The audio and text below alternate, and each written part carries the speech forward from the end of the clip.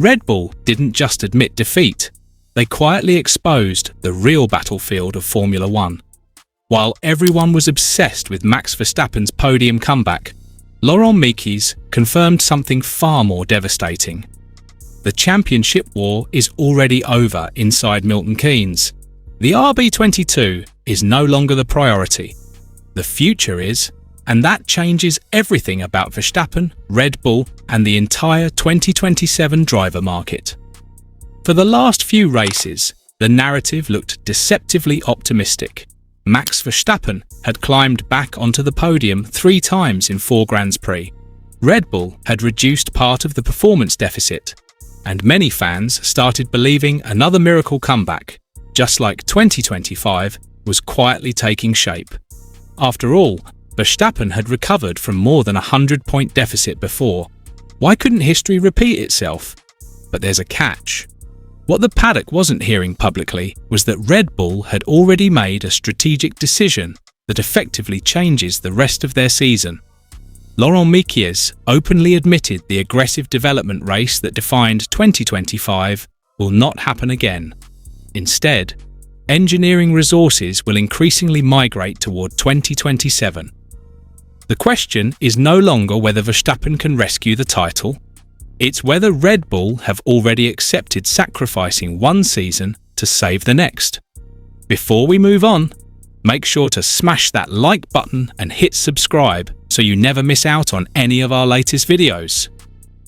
Because once you connect the technical decisions, Verstappen's frustration, and Red Bull's long-term gamble, the entire political landscape of Formula One suddenly looks completely different. Let's start with the statement that most fans probably heard but didn't fully process. Laurent Mekies didn't simply say Red Bull would bring fewer upgrades after the summer break. He effectively confirmed a change in philosophy, and in Formula One, philosophy usually matters more than a single upgrade package. Last season, Red Bull threw almost everything at the RB21. They kept developing deep into the year because Verstappen remained mathematically alive in the championship fight. Every new floor specification, every revised diffuser geometry, every subtle adjustment to the underside aero had one objective: reduce the performance deficit quickly enough to keep the title dream breathing. This year, the mathematics tell a completely different story. After Hungary, Kimi Antonelli leads the championship with 219 points. Lewis Hamilton follows on 169. George Russell sits on 160. Max Verstappen? Just 109 points. That is a gap of 110 points. In modern Formula One, recovering that kind of deficit requires far more than brilliant driving. It requires a car capable of consistently winning races while every rival simultaneously makes mistakes.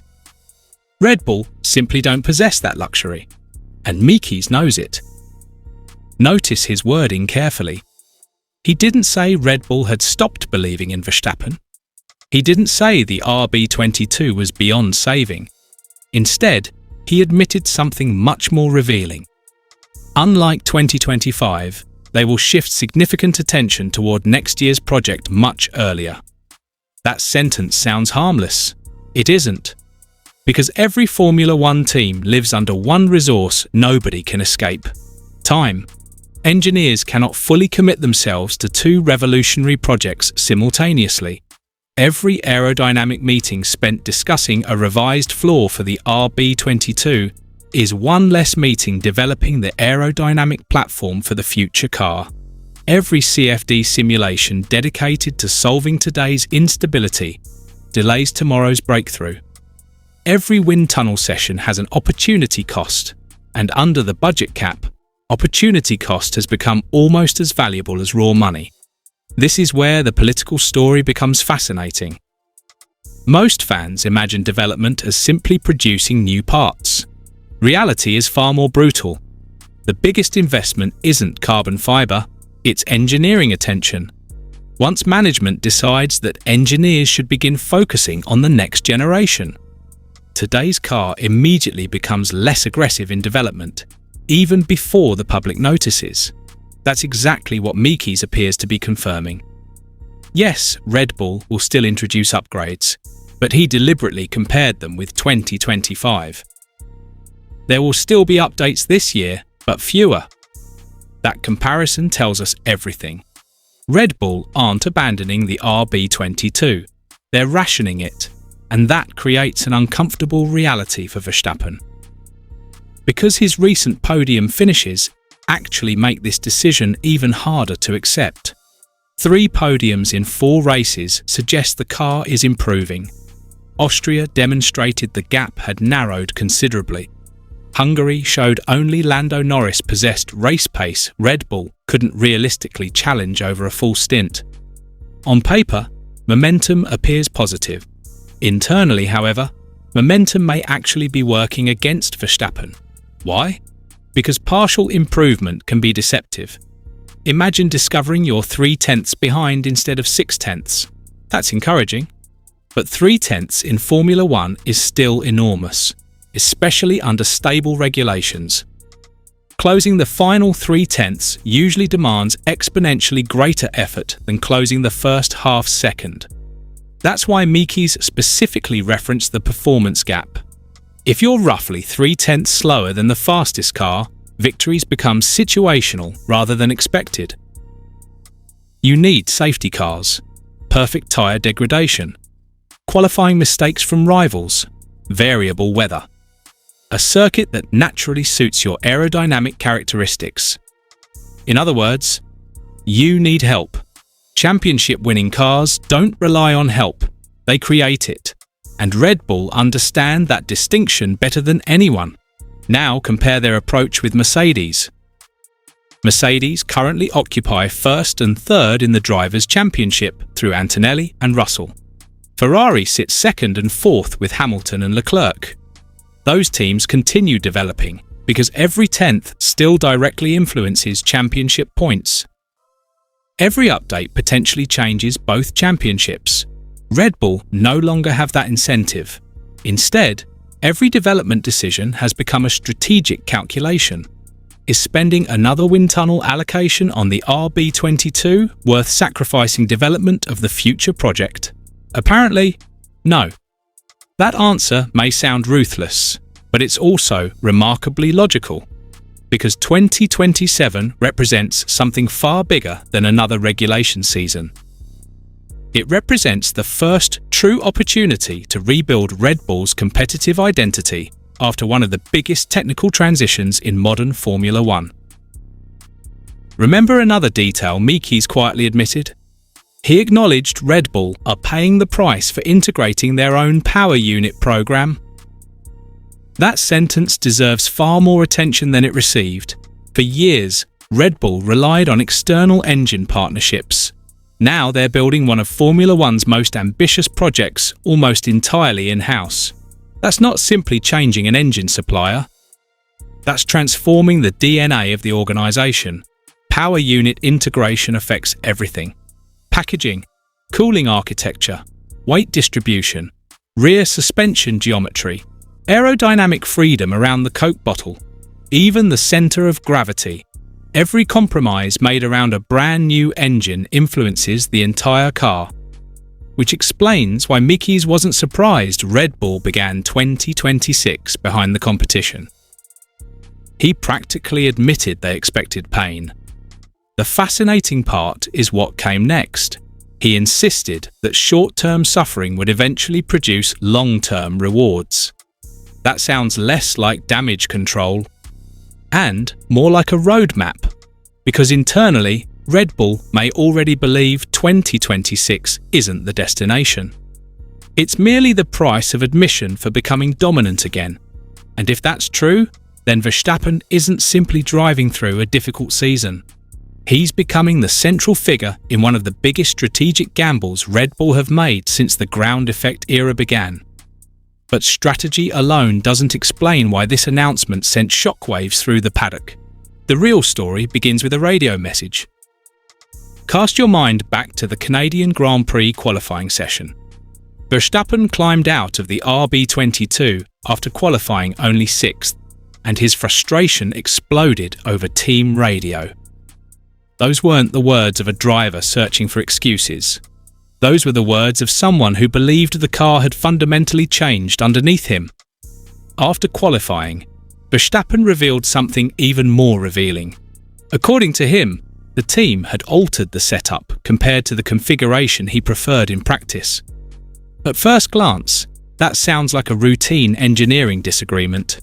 It wasn't, because Laurent Mekies has now admitted they held what he described as a clear discussion after that weekend. A discussion that ended with what he openly called an "I told you so" moment for Verstappen. Pause there for a second. Formula One team principals rarely use language like that publicly. Why? Because admitting your driver was right also means admitting your engineering direction was wrong. That is an extraordinary level of transparency, but it also tells us something much bigger about Red Bull's internal culture. This wasn't a team ignoring Verstappen. This was a team deliberately pushing beyond the limits of its own understanding. Mekies explained they sometimes choose to explore more aggressive setup directions together with the drivers. Translated into engineering language, Red Bull were experimenting. They weren't simply chasing balance. They were searching for performance hidden inside an increasingly unpredictable car. That's a dangerous game. That's essentially what Red Bull have been fighting throughout 2026. Now look at Verstappen's role. People often describe him as the fastest driver on the grid. That's true. But internally, he's arguably something even more valuable. He's Red Bull's most sensitive sensor. Elite drivers don't merely report understeer or oversteer. They identify precisely where the car enters instability, mid-corner rotation, brake release, differential behavior, power deployment, front axle response. Micro details impossible to replicate through simulation alone. When Verstappen insisted something felt fundamentally wrong in Canada, he wasn't making an emotional complaint. He was presenting engineering evidence, and according to Mekies, history proved him right. That changes the narrative entirely.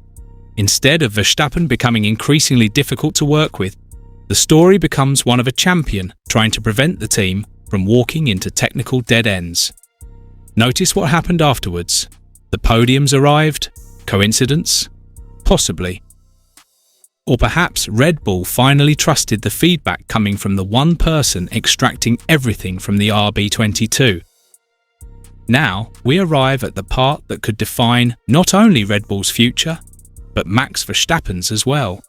Because while Laurent Mekies was explaining why Red Bull shifted focus toward the future, another story was unfolding quietly in the background. Verstappen's contract. Officially, everything looks secure. His deal runs until the end of 2028. Case closed. Except it isn't. Because Verstappen's manager, Raymond Vermeulen, has already confirmed that exit clauses exist within that contract. That single confirmation changes the entire political equation. In Formula One, contracts are rarely just pieces of paper. They're leverage. Exit clauses are not designed to encourage departures. They're designed to protect elite drivers if a team's competitive trajectory changes dramatically. And what has Red Bull just publicly admitted? That they will stop pushing this year's car as aggressively as they did 12 months ago. Suddenly, those two stories are no longer separate. They become connected. So here's the question nobody inside the paddock can answer yet. Has Red Bull just made the smartest long-term decision on the grid? Or have they unintentionally opened the door for Max Verstappen to consider life beyond Milton Keynes? Let us know your thoughts in the comments below, and don't forget to subscribe for more deep dive Formula One analysis as this story continues to unfold.